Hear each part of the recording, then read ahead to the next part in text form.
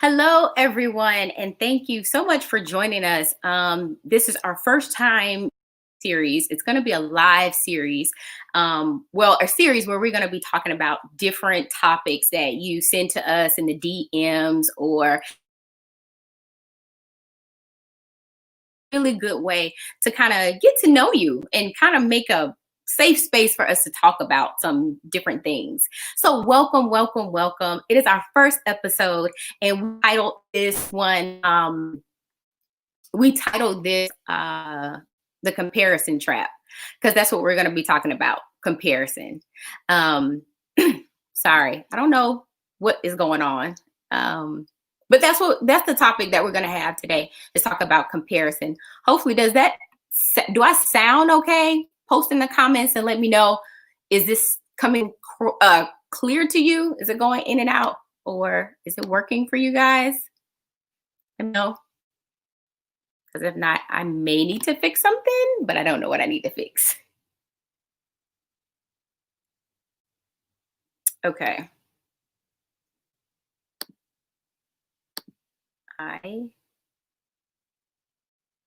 Okay. But if you're new here, I'm sorry. I don't know. I'm gonna keep it. But if you're here, I'm Amber, a Black female therapist, and we are a platform that talks about mental health and wellness, and we promote Black therapists. So that's what we do. That's who Black female therapists are. So the topic, like I said today, is the comparison trap. And I have definitely been a victim of comparing myself. I know of many times, clearly I have many, many times of comparing myself. But one time one time that really stood out to me is when I compared myself when I was in college. Well, not necessarily in college. I kind of had just graduated, right? And the whole reason that I went to college was to follow my passion, to do something that I love to do, as well as to make a good income, a good living from it. And once I graduated and kind of just had to start working somewhere to get my feet wet and to grow, as an individual, as well as in my profession, I was seeing people that were working at the job that I was working at. I think I was seeing people at the job that I was working at making twice as much as I was making. And I was so confused about actually what was going on. Like, I didn't know what was going on and why they were making so much more money than me. And it kind of started to like a downward spiral, right? I started comparing myself to kind of everybody, not just my job, then to my friends that kind of was on the same path as me, even though they may have went and got a different degree or something like that. I was comparing myself to them, like, well, this person is engaged, or this person just had a baby, or this person bought a house, kind of just went down this downward spiral. And I wanted to talk about that today and share kind of our own experiences with it. And one thing that made me think about it, I've seen a clip with Insecure, and Molly was doing some comparison. And I want to show you guys that clip to see if you even remember this. I know a lot of us watch Insecure, but I want to see, did you remember this, or does this even sound familiar to you? Seems like you really like him. I do. We've only been on 3 dates, but he's so different. I never thought I'd end up with someone who wasn't Black, Totally. Me and Jamal are always talking about how we're not each other's types, but I don't know, it works. Girl, Jamal is frontin'. Niggas love Asians and Latinas and Indians and white chicks and mixed chicks. But you know what? If they are not checking for me, I ain't checking for them.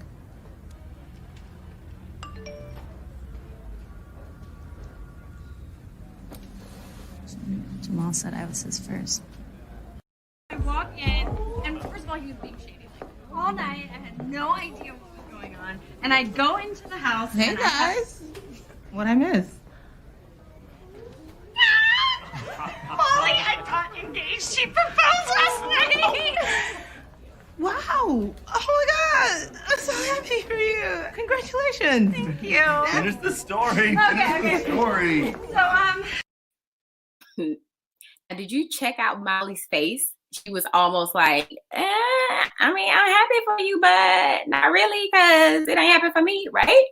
So I saw myself in Molly, not exactly that particular situation, but definitely with comparing myself, feeling like, and is this jealousy? Is this comparing, or like what am I feeling? So I thought that's another reason why I thought, the comparison trap was a great title and a good topic to discuss.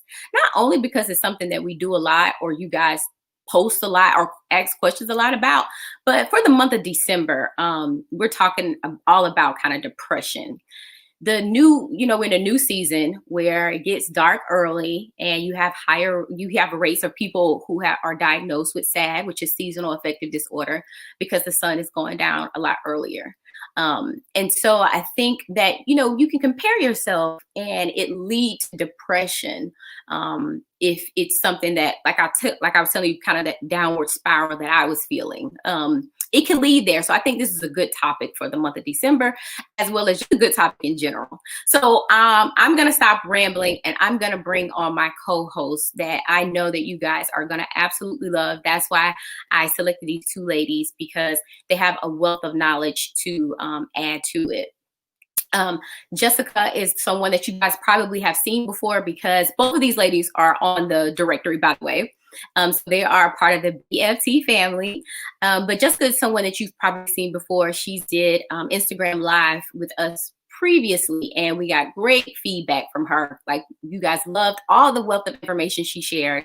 And Nichole, though this is her first time coming on live to be with you guys, this is somebody that we've talked, even though like I said, she's on the directory, but we've had a numerous phone conversations talking about how it is being a therapist, especially right now with COVID, right? And it's a lot going on, and just talking about all kind of life things. So I knew both of these ladies would be able to add so much value to this conversation today. So let's bring them up. Hey, come on, full face beat. Yes, ma'am. Come with the full beat. Yes. Oh my God, Jessica, Nichole. Thank you, ladies, for joining me. What's up? Yeah. Thank you for having us tonight. Indeed. Thank you so much for bringing us back.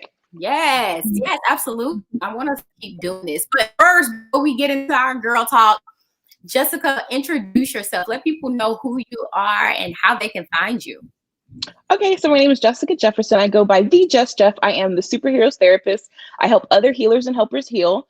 I am a licensed clinical social worker in Florida, Minnesota, and New Jersey. I am the proud founder and CEO of Social Support. We are a full-service mental health practice, completely staffed by BIPOC, so Black and people of color. We serve the gamut of all things, and I'm just really glad to be here this evening. Thank you for having me. Absolutely. Thank you for joining us. So Nichole, let people know about you and where they can find you. Yeah, so again, thank you for having me again tonight. Again, my name is Nichole Walker. I'm an associate professional counselor located here in Atlanta, specifically at Simplify Life Counseling and Coaching, located in Buckhead. Been in private practice for a shorter period of time, but in counseling profession overall for over 10 years. So excited to be in this credentials and working with you ladies. Yeah, so currently offering telemental health services here in Atlanta, accepting new clients. You can feel free to contact me via our website, my email, and we'll be dropping that information for you guys a little bit later. So get comfy and let's chat. Yes, let's do this.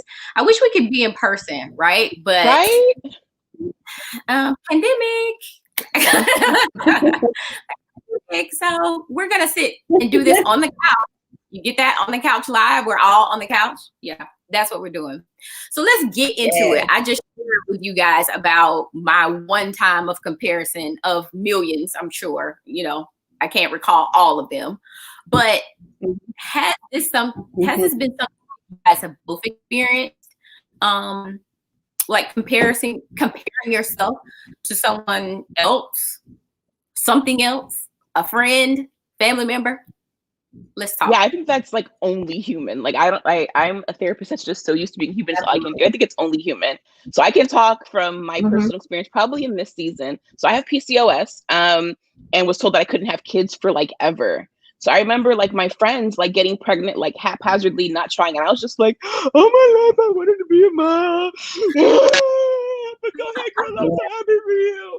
And like having to like have that moment of like ambivalence and trepidation where I'm like, I'm so great, I'm so happy for you, what about me? But now that I'm pregnant, I'm like, nobody told me I was gonna be sick all the time. Like they didn't tell me the truth, y'all. And I feel like what happens when we compare ourselves to others is that we get like the Instagram highlight reel of what's happening and don't realize that, okay, well, like pregnancy comes with all these body changes, hormonal changes, da da da da da. Engagement comes with a marriage, then a whole entire husband, like, and that's another, you know. So I think that everyone, if we're honest with ourselves, and that's kind of like this place to come from, has compared themselves to someone else or even another stage of their life. Like I wish I was high school fat. Like even nobody else, we compare ourselves, we're like, oh my gosh, I wish I was, you know, such and such broke. Like, you know, we look at those things and we're like, ah, man, if I could only, versus really be like, man, I'm glad to be where I'm at today. Right. Absolutely. Yes. What about you, Nichole? Absolutely. I can't agree with Jessica more than that. I can think of countless times where I've been in that place where I have fallen into the comparison trap, whether it was, you know, back in, like you said, coming out of college and, you know, having these plans and dreams of what your, you know, 5-10 year plus track was going to be and where you saw yourself being, or even fast forward to now. I would say that, you know, this is my second career. So I'm not as far along, you know, in this realm as I would have been had I, you know,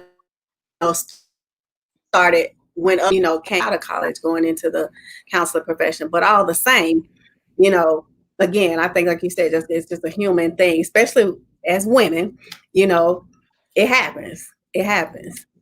It definitely does. I think even piggybacking on that, like you said, this being your second career, I have definitely seen people who started, like I said, the same time as me, and now is a doctor and running multiple practices and just like doing the thing. And I'm like, man, why didn't I do that? You know, like, what did I do wrong? Why did I just go and do a 4-year degree, then go back and do a 2-year? You know, I should have just kept going. Why did I do that? So stupid. You know, and looking at where they are, because you, like you said, we paint this picture for ourselves, like, I'm gonna be married by this time, I'm gonna have this child by this time, I'm gonna be making this amount of money, all these things are gonna be great. And then your BFF, or not even your BFF, kind of like Jessica was saying, you just get on social media and you see somebody that's kind of close to where you are, you're like, what on here? Well, you can actually start getting into some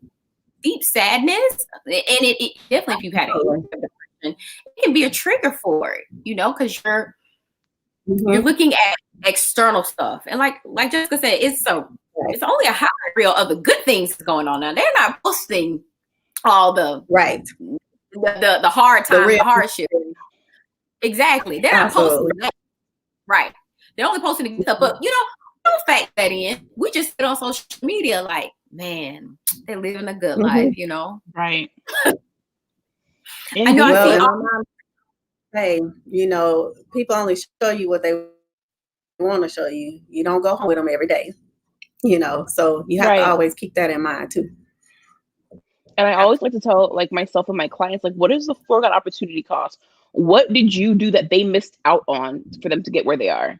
So I remember when I did graduate school, like a crazy percentage advanced standing program, I did my master's degree in 6 months, working full time and doing a full time internship. My hair was falling out. I didn't gain weight. I had a coffee addiction. They were like, oh my gosh, you did your master's in 6 months. I was like, nobody should ever do this. Like, it was torture. But then people like, it took me all this time to get, I'm like, listen, take your time. Like, don't rush into it. And we don't talk about like that, like the foregone opportunity cost. What did I miss out on to get that? So how's that person's family that has 18 businesses? How's their marriage when they're at work 24/7? You know, what does that look like? And we always look at like the pretty parts of it. I don't ever post my head in the toilet when I'm throwing up for morning sickness. I didn't post my all 6-week sickness that I had. I was like, man, I don't feel well.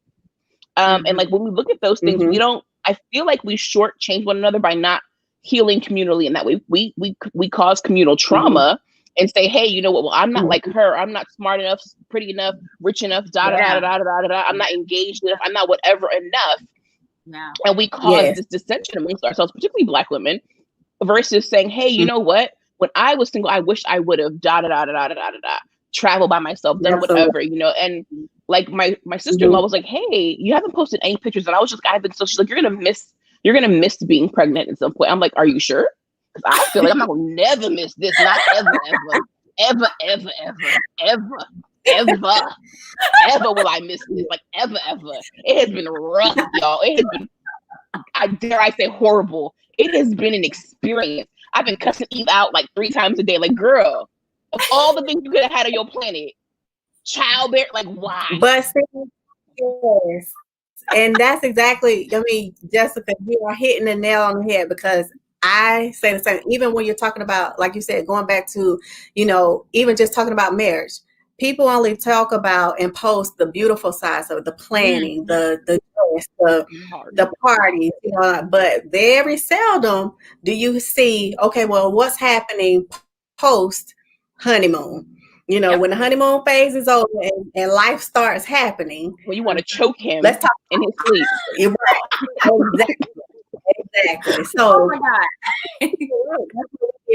We get shortchanged a lot, because again, we want to appear that everything is great and glorious, and you know, but no, real life is happening to 90% of us. Everybody just doesn't choose to share it.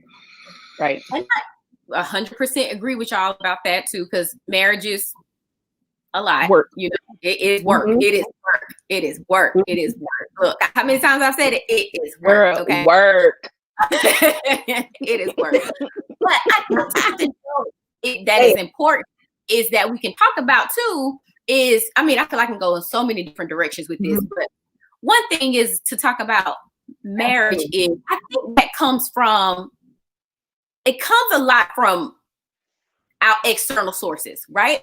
So we're going home for the holidays and your mom or your grandmother or somebody's like, why you ain't married yet? Or why you ain't had a baby yet? And you're like, oh, I am behind. Or my mom, you know, your mom might say, when I was your age, I had 3 kids, a husband, and a house, and I was doing all this stuff myself. And you're like, you know, well, maybe I am behind. Maybe, you know, maybe I should be pregnant right now. Yeah. Maybe I should be in a relationship right now. And then that can also lead you to start comparing yourself. Like, man, I have missed the boat because of our external sources that are trying to tell you what it should look like for you or what you should be doing right now.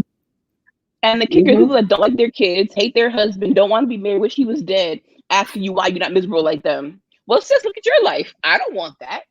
I'm chilling in Cabo next weekend. I'm good. Thank you. Exactly. And then even too, like,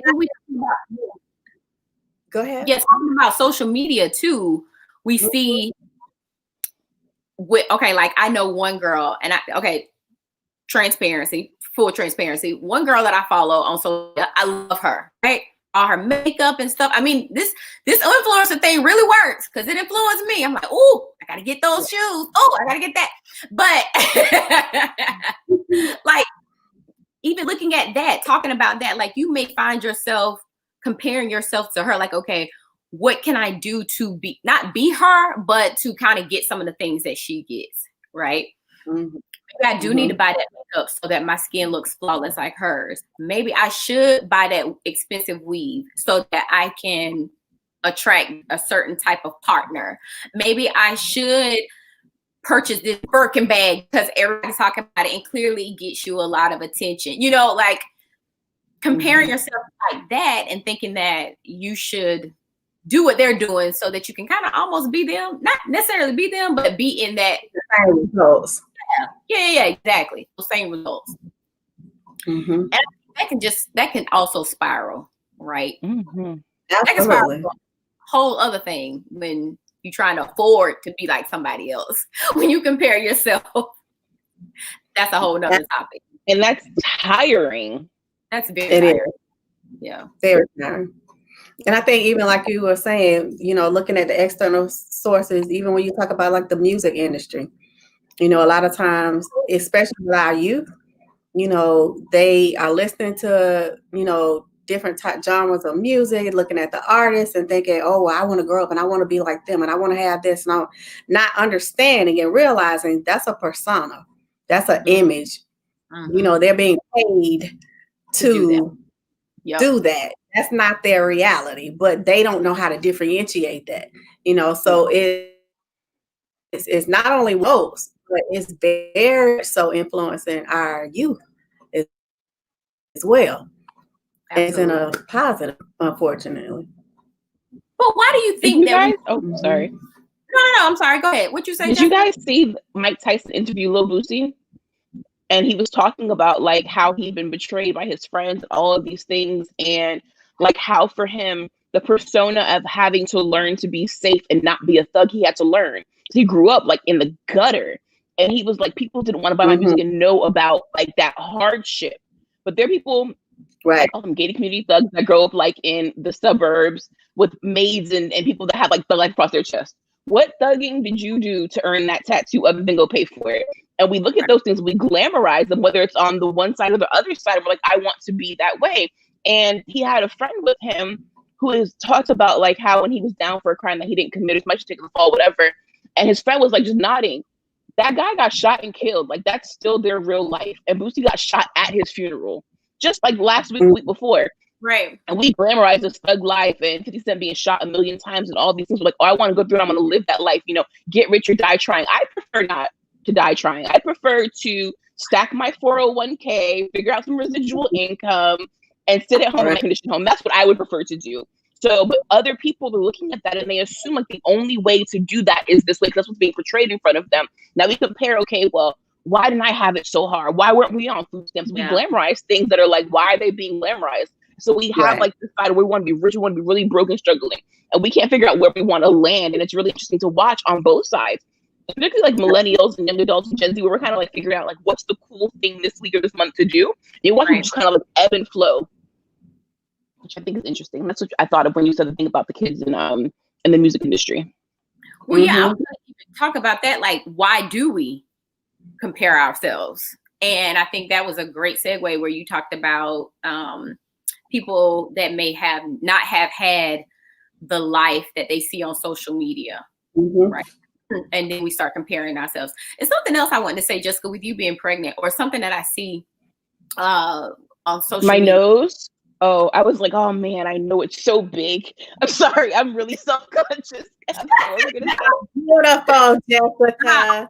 Jessica, you are sharing life. Okay, that is beautiful. Okay. But that's what I was going to talk about. You know how these women, these celebrities have a baby, and in the next 2-3 weeks they're like, oh, the snapback is real. And you have some women that are like, oh my God, why can't I be like that? Kind of why we compare ourselves. What do you think? Why we do that? Is that just human nature, or is it a way for us to determine if we're doing okay by comparing ourselves to someone else? I think that it's natural. We're social. Like, we look at Eric Erickson, like from we are born, we're learning about ourselves, informing our identity, our narratives based on how the world outside of us responds to us. You look at people who are in isolation, what that looks like, versus someone who's in an environment that's designed to help them thrive. So they cry, their parents come, and all this. We look at particularly identity versus role diffusion, where we're at like that middle school, going on the cusp of high school. We're learning about ourselves, and it's directly compared to how we view other people. So I'm good in comparison to, and it's horrible that our schools do that. If you think about the SATs, you're in a percentile. So it's not that you degrade, it's like you in comparison to everyone else, how you ranked. Right. So salutatory and valedictorian. Not that you're great in comparison to everyone else. How did you do? First place, second place, third place. How did you do? Like, there's this constant reinforcement of the need to be like an alpha male, if you will, to be at the front of the pack normatively. So, okay, like our BMI, you're too big, you're developmentally not making this. We created this, and we need baselines, particularly for our field, to be able to go through and figure out what we deem as normal, or looking at things like frequency, testing, duration. However, like we're not naturally that way. Naturally, we're carrying in communal. So I think in our natural caring communal desire to do things together and collectively, there's that. Then there's like the societal implications of what is good, bad, ugly, and different, and what that looks like. And then we put those together. It's this constant keep with the Joneses who don't even really exist. So comparison is natural in that so if you think about her, I'll a little bit backtrack. You think about a firstborn child and a secondborn child. The second child is going to develop quicker because they have somebody that's going to teach them and show them things. So you'll find second children and third children who are more verbal, who are walking faster, talking faster. There's someone that they're socializing with that's helping them to come up. On the inverse side of that, you have a child who's your second child, your first child is on the spectrum. Your second child, who may have developed at a normative rate, may have delays in speech because who they're going to talk to. And looking at those things and identifying, like, there's a sociological standpoint, but also psychological standpoint that goes through and feeds into both of those things. And our society is built for us to be in that rat race from children. Yeah, absolutely. Mm-hmm. Yeah, absolutely, to all of that. And you're right, it's already ingrained in us. And you're right, we're human, and that's kind of it's our norm, because that's just what we do. But also, I think another reason that we do it is because, like, you have marketing, right? This is ways that they do it on TV. They show you this is kind of what the good life looks like. And if you're not here, then something is wrong, right? I think it's just infused in every aspect of our existence. I mean, it's in social media, it's on the TV, you know, as far as your media is concerned. Even look at our, you know, the process we just went through with our electoral, you know, process. I mean, we were inundated with, you know, whether it was everything from text messages, you know, emails, mailers. I mean, I think it has just been infiltrated from every aspect of our being that, you know, even like you said, Jessica, with it being innate, you know, from you know, birth, it just explodes from there. And it's just like, it's just doing this snowball. And like you said, whether we talk about from an educational perspective, even from that, we test children to death. And it leaves you to think and question, are we really getting the results that we are seeking? No, because again, in their minds, they're tired. That's all we do is test, you know. So I think a lot of times it's counterproductive on a lot of different levels. So you got a lot of different, you know, entities. It's infused in every aspect of our life, literally. Right. And then that's what therapists pop in at, right? Where we have to kind of rebuild it for them, kind of what it looks like, restructure your whole way of thinking about yourself compared to someone else. Right? Yeah. That's kind of what we do. So if you have a client that is coming to you and that is kind of in this comparison trap and talking about, maybe that's all they're talking about. My friend is doing this. My friend is pregnant and I can't have a baby. Or my friend just bought a house and I haven't bought a house. I want a new car. Everybody has a new car and I haven't. You know, they're just going on and on and on. What are some things we're telling our clients or anybody who's listening to us and watching us? What are we telling these people about comparing ourselves?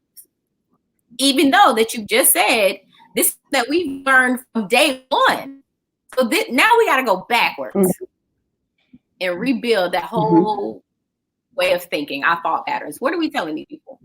My favorite question to ask is, whose voice is that? We develop our narratives and what we believe is normative based on what we were told. So if your mom told you that, you know, church girls don't do this and good girls don't do that and and this is what the rules are. Or so this one I use like, if you hear like you're fat, you're smart, all you hear is you fat. Like all you've heard in that sequence. So then you get to a point where you're like, oh my gosh, I'm so fat, and you begin to take on that person's voice. So I ask questions, whose voice is that? Before you took on your tonality to that, whose voice was that? And does that line up with who you would like to be? So if you don't desire to pay a car note, you want to go to auction and buy a car and have no car note, that's cool. If you desire to have to fix, like my parents were first generation Haitian American. I'm the first person in my family like to be born in the US. My parents migrated here and they were like, buy a house. I got married, bought a house. And I'm like, this broke, who gonna fix it? Oh, we gotta pay for that?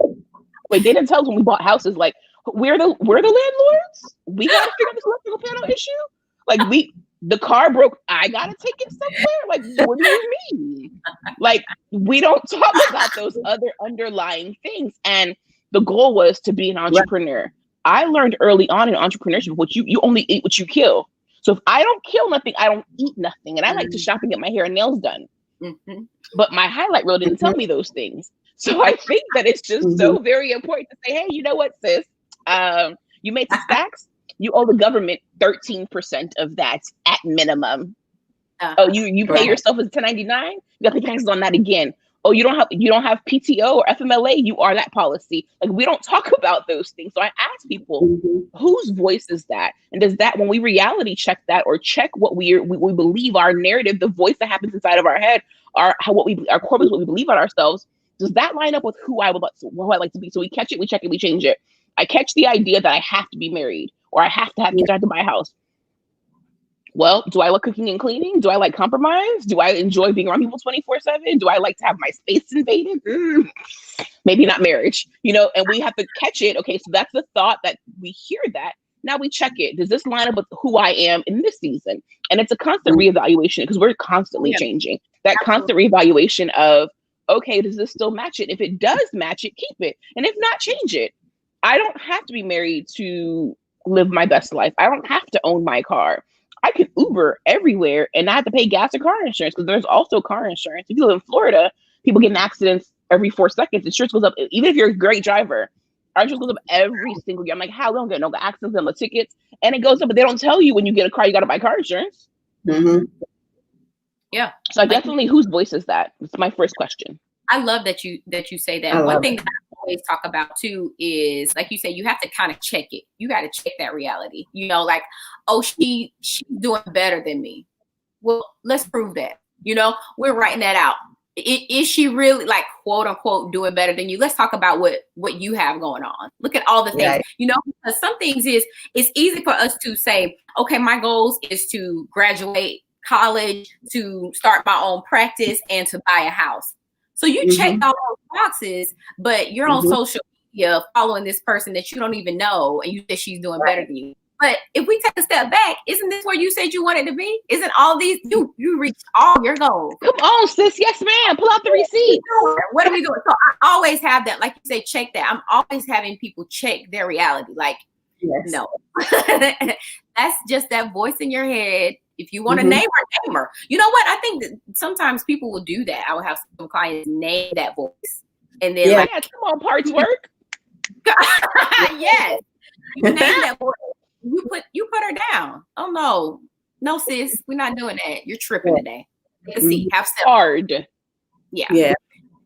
And I think you have to also remind people too that you have to find your own journey.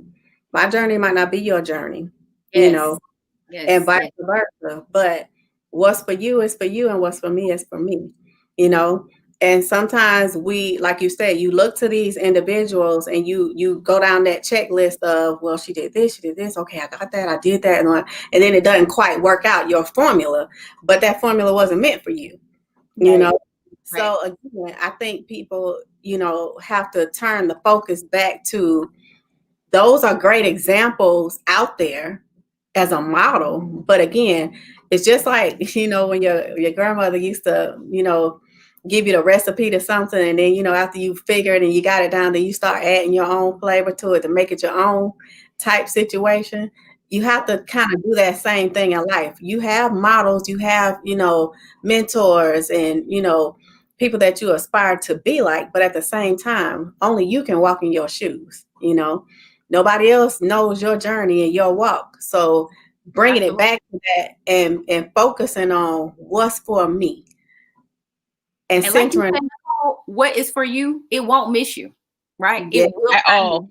If it will hunt you down and come find you down. Exactly. Yeah. Whether you think you are not qualified or that no it's gonna turn into a yes, whether you think it, because it's for you. It's meant for Purpose you. will run you down and beat you over the head till you stop. That delay is not denied. Come on, yes. Pass her an offering plate, y'all. What is your Cash App, sis? Yeah, minister to the people. Say it. Yeah. Yes.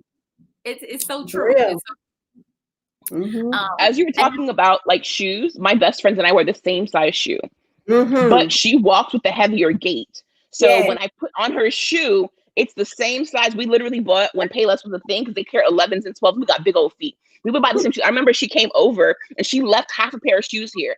I went to church and about broke my ankle. It fit in the house, but I went to stand and it was not created. It had not been used in a way that would benefit me. And I about broke my ankle. Same shoe, same color, same size, same style. Yep. But she had walked in it and it began to contour the purpose of what she needed it for. I about broke my ankle. It was like, okay, we like to be barefoot for the rest of the service, but what we're not going to do is break my ankle. And we chased down those things. And I remember we were super transparent. When I started my practice 2 years ago, there was nobody Black in private practice. Everybody was white. And the one person that I found that I like idolized, they're doing this, that. I called them, they had a Google Voice number. They had no office. They had no website. They had a Gmail account. But on social media, when you saw them, they had tens of thousands of followers. They're posting all day long. Lo and behold, they're stealing content, and you only see what's in front of you. Then I was like, I'm gonna put my head down and I'm gonna work, and I'm gonna get what I gotta get done. And then I began to bring on clinicians who, again, in school for therapy is trash. That's should be a business owner. So I had therapists that come like, how can I listen? I said, if I have a building with 42 superhero therapists, I will not grow broke, because what I'm delivering is my experiential knowledge plus book knowledge.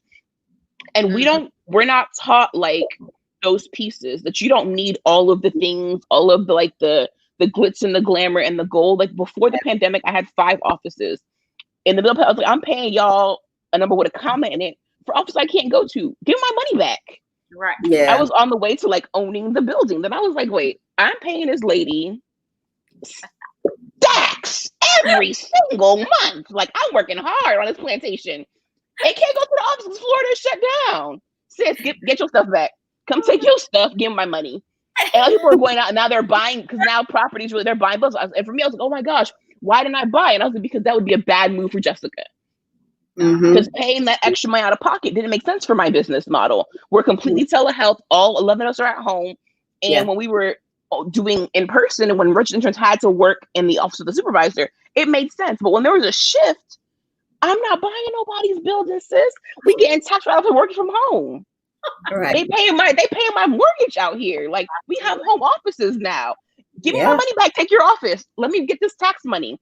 And like being able to pivot is so necessary. But if I watch Nichole and was like, oh, Nichole got 3 office buildings, 42 staff, and now I'm sitting up here homeless and hungry trying to be like Nichole, I'm short.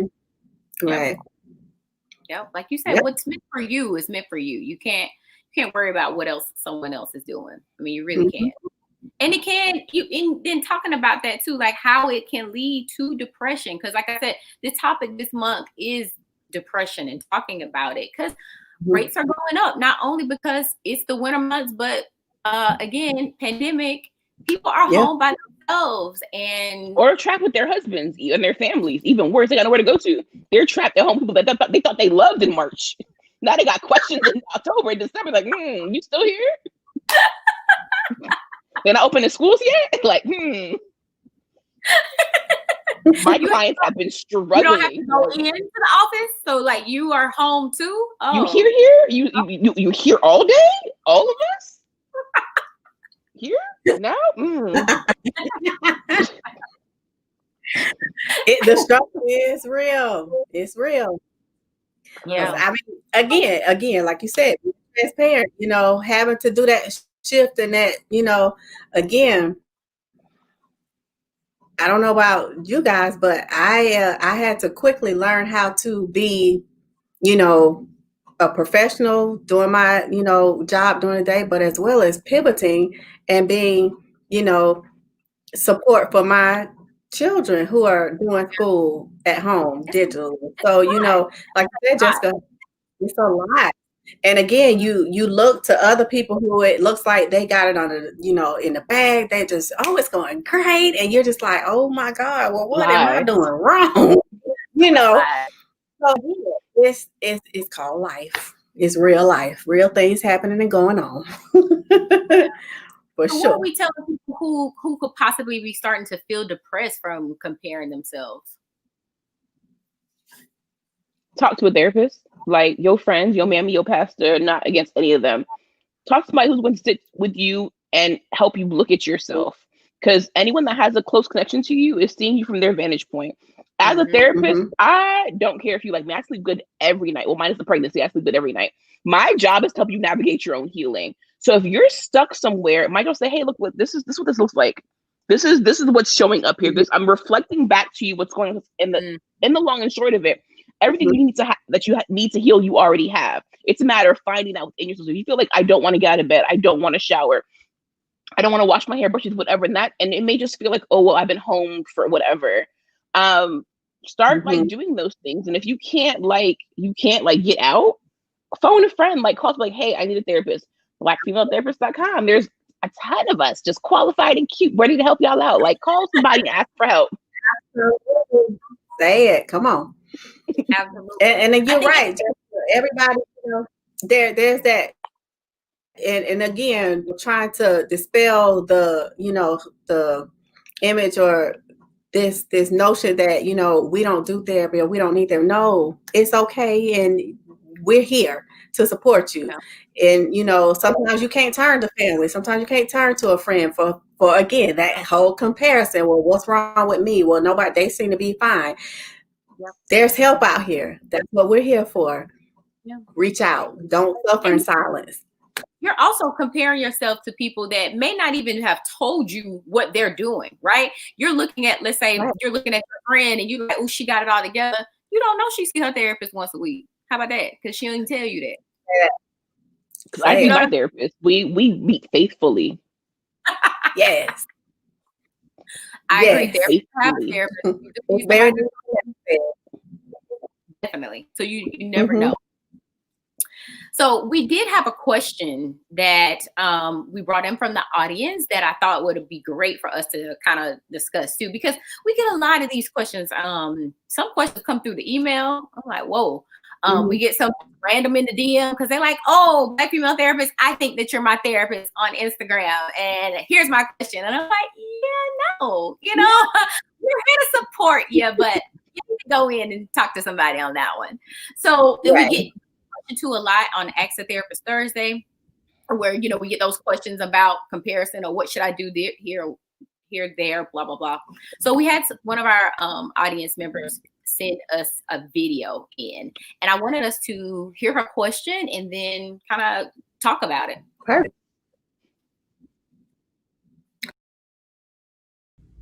Hello, Black female therapists. My name is Tiny.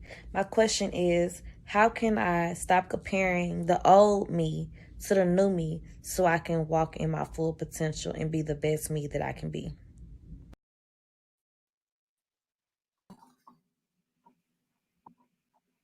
I love that question. Don't you think that's a good one?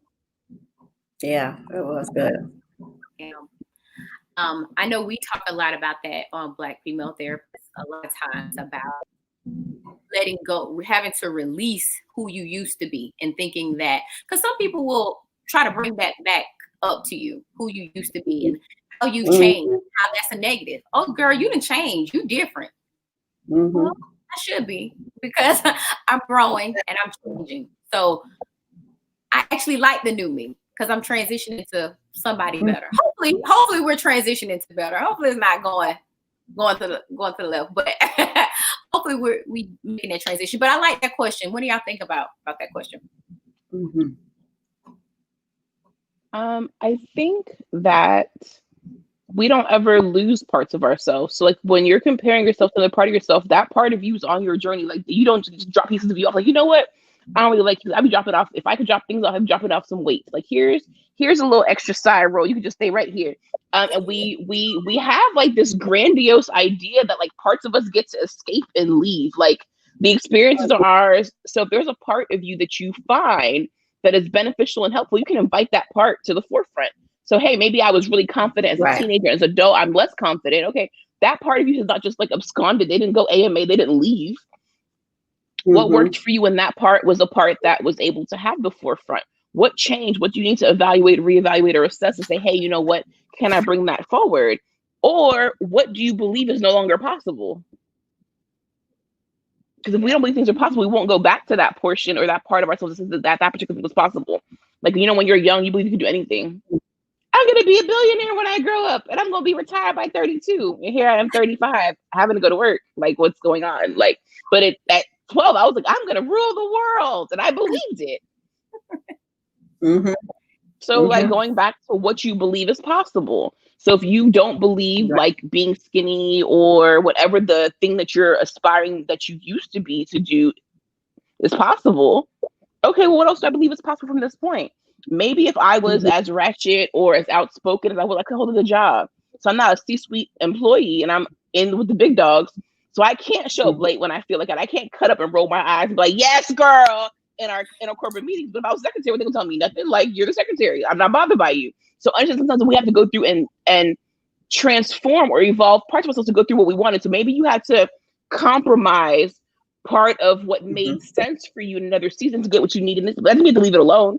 Like, as a CEO of my business, I do what I want. Like, natural hair is a thing. Like, and finding out what works for you and then being unapologetic about it. So maybe that portion that you're looking to strive back and get won't serve you well in this season. But to sit down and beat ourselves up about what we're no longer are versus celebrating who we are today is a real misuse of our time. I agree. Yeah. I think that. And I was say that. Yeah. Go ahead. No, go ahead, Nichole. Go ahead, Amber. No, I was just loving what you were saying, Jessica, and that, you know, really not feeling like you have to totally let go of what once was, but using that as kind of a mirror, if you will, or a lens to see what you did and what you didn't like, what you can tweak, what you can bring forward, what you can enhance to make you that happy, better you now. I think that's very key. And a lot of times we do focus more on what we don't want and the negatives, and not realizing that you still had a lot of positives that you need to bring back forward too. Because again, in this whole comparison cycle, we discard so many things and we don't even realize it, trying to keep up with this societal wheel that we found ourselves on. So I think that looking back, kind of tweaking some of that is very important. Yeah, I agree. But I would like to know too, I probably would have a follow-up question with her, like what from your old self that you're trying to compare yourself, your new self with? Because is it something negative that you're comparing? Like, let's say before she used to work out a lot. And now that she's got older or whatever, she feel like she just lost herself. Like, I don't know what happened to me. And I'm comparing, I used to be this, now I'm this. Like, I hate that I'm not this certain size, or I'm not doing those same things that I used to do before. I think that would be important for us to kind of find out too, because we can kind of answer that question better. Because like Jessica said, we didn't just lose it. We just have to bring her back. Maybe she had got pushed to the back burner because something else happened. It was something else that in your life that kind of took precedence, such as if you had children, maybe back then you had more time now than what you have now. So being able to kind of even discuss that and bring that to light, like do some real self-reflection about how your life changes, you know, because we're always evolving, like you guys both, we're always changing. So you're comparing yourself to what? Because you are still you. You're still you. And any of the changes you want to make. Yeah. I think that self-reflection, is something else that we have to be okay with is the loss of parts of ourselves. We don't grieve evolution. We're like, I'm gonna get the bag. I'm gonna do this. I'm gonna do that. So we don't grieve when we have to forego a part of ourselves to meet that next goal. Like prior to this pregnancy, I was like a workhorse. When sis says it's time to go to bed, I don't care what I'm doing. Jessica's going to bed. This baby's like, oh, we sleep. a wrap. I don't care what is going on. We are going to sleep. So I had to redefine what productivity, like in real time with my therapist, 2020 December, redefining what productivity looks like, where my self-worth lies. Because as an entrepreneur, like your ability to get stuff done is how you eat. And then say, okay, well, you know what? To grow this life, I need to rest. And in order to rest, I can't work as much as I work because my bottom line gets affected. Am I less than for being a good mom? Well, like while my baby's in utero? No. So I had to grieve that there's a part of my workaholic self that is no longer accepted in this season. Like she can't. So if I work to myself to the bone, I can't grow a healthy baby. So I had to literally like mourn the loss of the ability to produce what I produced for years. So I had to like literally like sit down and have like a funeral. Like, what is this like? So now that I've lost that, because first it was the idea, okay, well, I'm not productive, so I'm going to sleep. Then I was like, wait, I met with my accountant. I was like, my bottom line. Wait, I'm sorry. What happened to my income? Oh my gosh, I can't sleep no more, because it never linked that part of the transition required loss in different areas, and we don't give ourselves the opportunity to grieve. So while this is a great season, I'm so excited to be pregnant. This I didn't think it was possible, earlier this year. My baby's healthy, I'm healthy, and there's all these wins. But every time there's a compromise somewhere else, and we're just like, okay, well now, I got a baby bump. This is so great. And we don't stop as people, society, say, hey, you know what? Like, there's a part of me that I'm going to lose, or that's going to take a back seat in order for this other part to grow. We have to allow ourselves the opportunity to be. When we don't, we feel like tiny. It's like, oh my gosh, I'm missing that part. Versus the productive part of me had 35 years. I'm 5-6 months into this being a mommy role, and she's not even here yet. So as I learn and become acclimated to what is required of me and what my capacity, what I can tolerate, I have to be willing and flexible. Say, hey, Jessica, you know what? You're doing the best you can. And it's not going to look how it looked in my first trimester or even 2 weeks ago. And give yourself the opportunity to say, hey, you know what? As I evolve and change, there are growing pains that happen with that. And giving ourselves the grace to be kind to ourselves. Yeah. Because we have survived every single bad day, bad moment, bad relationship, every hurt to date. None of us take every scar we have is proof that we survived. And we don't stop and say, hey, sis, you out here winning. Like, no day to date has taken you out. Like, not a single thing, single hurt, nothing. Like, you've made it. You may have some scars here and there, but like, you've made it. And as the resilient part of you, what do you want to feed into for that? It'd be easy, particularly now that it's dark as all get out at 5 o'clock here in Florida. I'm in my house all day. Yeah, I can say, well, I'm just gonna sleep forever. I'm just gonna be broken. And it'd be easy to like, I'm just gonna let this be what it is. Versus, hey, you know what? There are great parts of this new scene. There's parts you have to really kind of figure out how to juggle and make it work. But what I've lost is not being a mom. I've lost not being pregnant. I've lost my body being my own. Like, there are things that we don't talk about in the transition that I think that if we looked at it as idea that I can grieve a part of me that was going to always be there. I thought, when I'm a mom, I'm going to do Now I'm so soft. I used to be a thug 5 months ago. No thug. I cried during Criminal Minds. Like, what? I cried thug tears in Criminal Minds. Like, this is just so good. Like, and I'm bawling in Criminal Minds. Like, legit bawling. Like, for real, like, crying in Criminal Minds. I was a thug 5 months ago. And looking at but like what you said, you had to give up that part. But this is something that you wanted in your life, so you have to redefine your happiness. Like, yes, last year my happiness was this, but now this is what equals happiness for me. Whatever that thing is. And it's not gonna always be the same because we're human, so we're always growing and changing. Yes, we're always evolving. So that is super important. I love that you said that, because it's super important that we won't always stay the same. And we do need to normalize grieving those parts that we lose, that we're not doing anymore. That you won't enjoy every season. Exactly. And before, because it's life. I mean, at the end of the day, all of this is life. Before, you might have the best friend, you made every party, you made every outing, you made sure that you were there for everything. Now, you might not be the best friend because you got a husband, 3 kids, you got to run your side business, and you got all these other things going on. So, it's not going to look the same. Yeah. And it's okay. It's okay. It is what it is. Like, yeah. Yep. So guys, I thank you so much. I think this is a great conversation. I want to do this like all the time with you guys. Yeah. Good. It's so good. Can't wait till we can do this in person. But I hope everyone has enjoyed this conversation. This has been super awesome. Thank you everyone for joining. Let us know in the comments any topics that you want us to talk about in the future. We would love to maybe, have them, and make sure you subscribe to the channel because we're going to be doing this more often. Jessica, Nichole, do you guys have any last words that you want to give the audience to let them know, comparison is natural? Look at me as telling you what to say. Jessica, do you have any last words, girl? Let me shut up. I think that something that I have to tell myself and my clients very, very frequently, if you wouldn't tolerate someone else speaking to you that way, you check your thoughts. Like if Amber said, Jessica, you should dot it out, I'd be like, girl, wait, stop, pause, think a bit. What?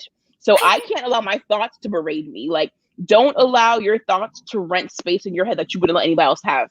So really being kind and showing grace to yourself. And if you're going to compare yourself to anybody, compare yourself to your to-do list and say, hey, you know what? I want to do that. I'm going to take the step to get there. And if you can't, reevaluate your list. But you have the opportunity to pencil in and pencil out what doesn't work for you. Don't let anybody else create your list for you or what you should be doing or who you should be. And be kind to yourself. Love on yourself. Be courageous. And be fearless. And try, fail forward, fail. Like if you have to fail in order to get to it, do it. It's part of the experience. You're going to end up one day like, hey, you know what? I was failing, but I failed forward. I did that. And someone might be like, oh my gosh, it's so great. Look what they're doing. You're like, you don't understand what it took to get here. Just continue moving forward. Be kind to yourself. And if you look anywhere, look in the mirror. Look and see what makes you happy. What makes your heart tick. What sparks joy in your life, and do that. Yeah. Absolutely. I mean, Jessica, you summed that up perfectly. And, my biggest thing is give yourself grace, especially in the days and times that we're dealing with. Yeah. Even once upon a time, if you were able to juggle 5 balls in the air, we're in a different space and time of lots of unknowns and uncertainty. It's okay to just be whatever that is. And if you find yourself in a space where you don't really know what to do, and whether you're going forward, backwards, whatever that looks like, know that there are supports out there and that you're not alone, and that there are people waiting and willing to help you along that journey to get unstuck. So don't feel like, again, you have to be, going through alone in silence. Reach out and get some help that you need to move forward. Absolutely. Jessica, one more time, how can they find you? What's your social? What's your website? Okay, so my practice website's swsocialsupport.com. The same thing on Instagram and on Twitter. My personal page for anything that you need, like business consulting, coaching, all of those things, career consultation is justjefferson.com. My website and brand development is justrich.co on all platforms as well. The end. All right, Nichole, what about you? Let them know how they can contact you too. Yes, so feel free, look us up on our website, simplifyatlanta.com. You can get me directly via email, Nichole. Remember to put the H in there at simplifyatlanta.com, as well as following me on Instagram at Nichole, again, NICHOLEW_ABC, the number 6. And also find us on BFT. Yes, ma'am. Don't forget the plug. Okay. Yes, everybody make sure that you follow us on Instagram at Black Female Therapist. Clearly here on YouTube. Make sure you guys subscribe. We are on Facebook. You can also find us on the website at blackfemaletherapist.com. I truly appreciate you guys and all the support. I mean, honestly, you guys have built Black Female Therapists. I mean, Jessica, Nichole, thank you guys for always being a part of the family. I love having you guys. I mean, I think it's truly awesome. I'm truly grateful for all of this. So in my closing remarks, I just want to remind everybody that, remember, your mental health is wealth. And don't let anyone take that from you. It is super important that you put yourself first. And you can't drive a car on E. So always be sure that you are pouring into your cup first and allow everyone else to get the overflow. Now, have a great week. And until next time, we'll see you right here again on the Couch Live.